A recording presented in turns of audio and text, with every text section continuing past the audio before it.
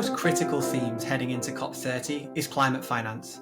At COP29 in Baku, nations agreed on a new climate finance target, a minimum of $300 billion annually by 2035 from developed countries, and a broader ambition to mobilise $1.3 trillion per year from public and private sources.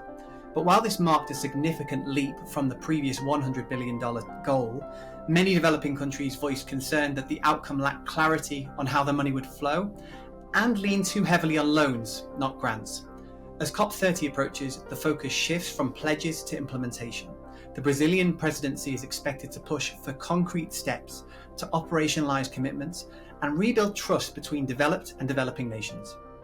At the centre of COP30's finance agenda is the Barco to Belém roadmap, a presidency-led initiative to scale climate finance to meet the $1.3 trillion goal. It calls for more grants, concessional finance and non-debt instruments, reforming multilateral development banks, mobilising private sector investment. However, questions around the roadmap's scope, governance and alignment with other initiatives like the Circle of Finance Ministers are still unresolved. COP30 will be a critical moment to clarify how these mechanisms will work and how finance flows can align with the Article 2.1c of the Paris Agreement, calling for a systematic transformation of global finance architecture. Adaptation and loss and damage finance will also take centre stage.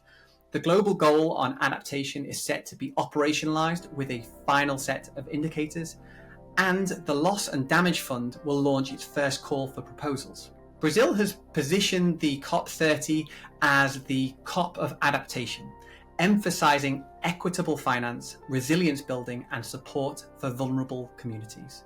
COP30 must deliver clarity, scale and accountability.